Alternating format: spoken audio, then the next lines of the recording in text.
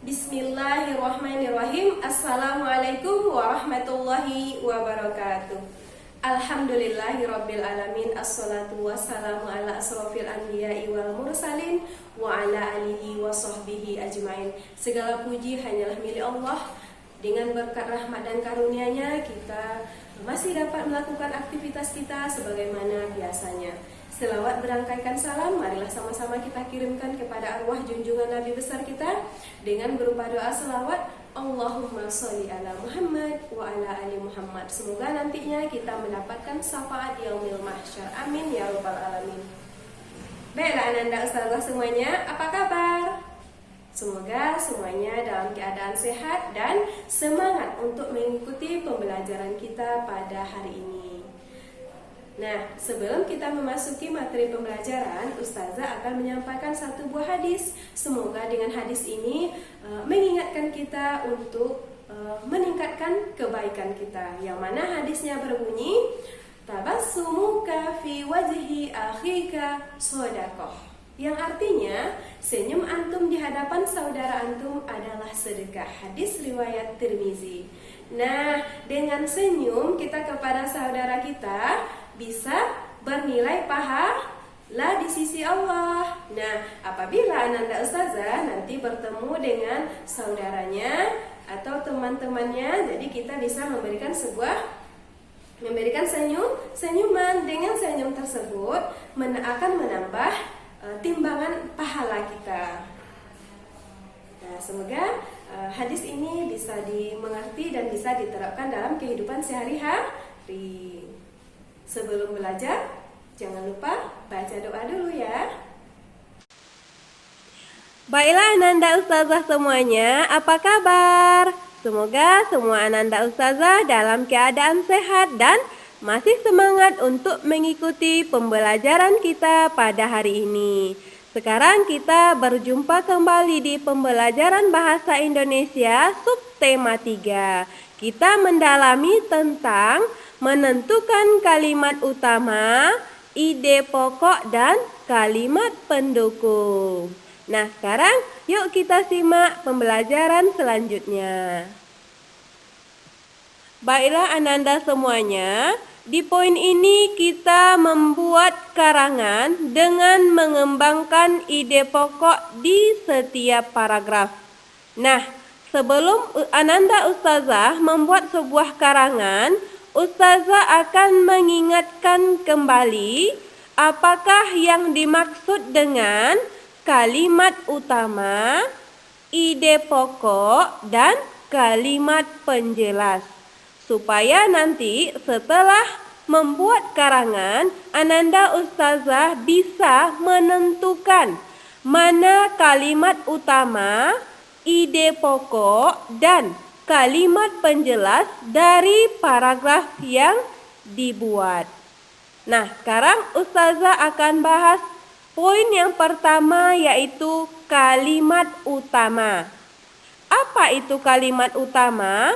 Kalimat utama adalah kalimat yang di dalamnya terdapat gagasan pokok atau disebut juga dengan kalimat topik.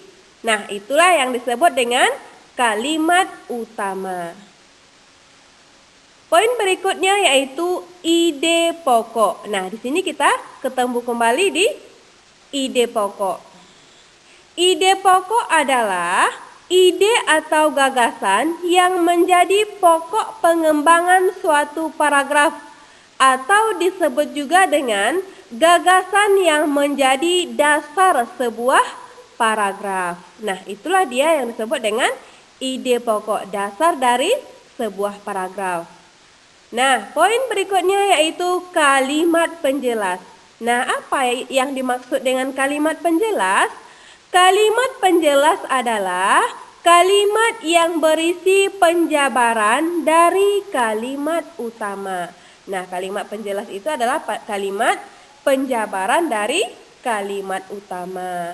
Nah, nanti setelah ananda ustazah membuat sebuah karangan, tentukanlah poin-poin yang telah ustazah sampaikan tadi.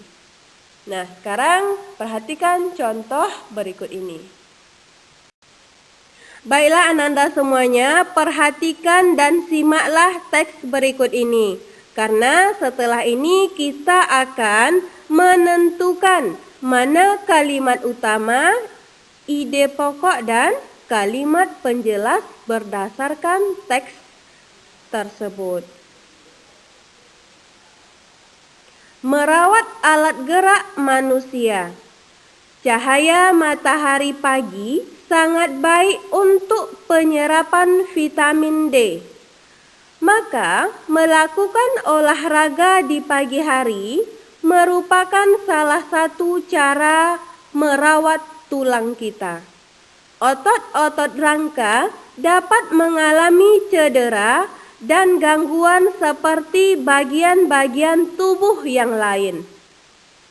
Hal ini disebabkan karena gerak badan yang dilakukan terlalu berlebihan atau berat. Gerak badan yang benar dan makanan yang bergizi dapat membantu menjaga otot dalam kondisi baik. Nah, sekarang kita menentukan mana kalimat utama, ide pokok, dan kalimat penjelas dari teks tersebut. Nah, dari teks yang kita bahas tadi, kalimat utamanya adalah merawat alat gerak manusia. Nah, itulah dia kalimat utama dari teks tersebut. Nah, berikutnya ide pokoknya adalah yang pertama, cahaya matahari sangat baik untuk penyerapan vitamin D. Yang kedua, otot-otot rangka dapat mengalami cedera dan gangguan bagian tubuh lainnya. Nah, itulah dia ide pokoknya. Sedangkan kalimat penjelas adalah yang pertama, melakukan olahraga di pagi hari merupakan salah satu cara merawat tulang.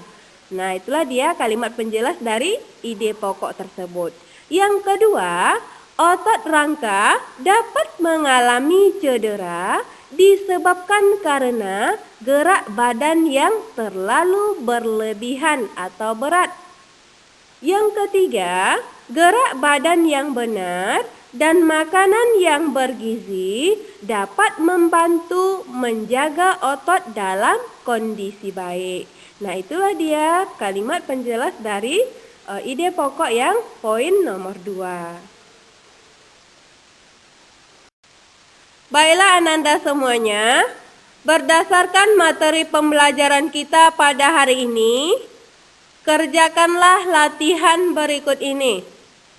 Buatlah sebuah paragraf, kemudian tentukan kalimat utama, ide pokok, dan kalimat penjelas berdasarkan teks yang Ananda tulis.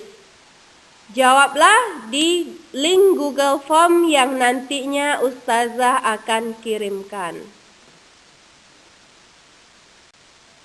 Baiklah, sekarang mari kita simpulkan materi pembelajaran kita pada hari ini. Poin yang pertama yaitu membuat sebuah paragraf. Nah, di dalam paragraf tersebut nanti kita akan menemukan yang disebut dengan kalimat utama.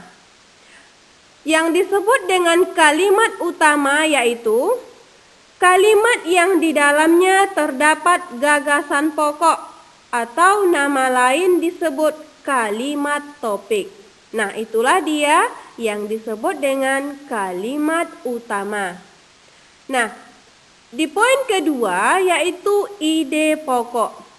Ide pokok adalah ide atau gagasan yang menjadi pokok pengembangan suatu paragraf atau gagasan yang menjadi dasar sebuah paragraf. Nah, itulah dia yang disebut dengan ide pokok. Poin berikutnya yaitu kalimat penjelas. Kalimat penjelas adalah kalimat yang berisi penjabaran dari kalimat utama. Nah, apabila kita telah bisa menemukan 3 poin tersebut dalam sebuah paragraf, insya Allah kita akan lebih mudah dalam memahami maksud dari paragraf tersebut. Demikianlah materi pembelajaran kita. Semoga Ananda Ustazah semuanya bisa memahami materi tersebut. Baiklah Ananda Ustazah semuanya, kita cukupkan materi pembelajaran kita pada hari ini. Semoga materi pembelajaran kita dapat dipahami dan catatlah di buku catatan masing-masing. Jangan lupa kerjakan latihannya di Google Form. Sebelum kita akhiri, marilah kita tutup dengan doa kafaratul majelis. Subhanakallahumma wa bihamdika asyhadu alla ilaha illa anta astaghfiruka wa atubu ilaik. Assalamualaikum warahmatullahi wabarakatuh.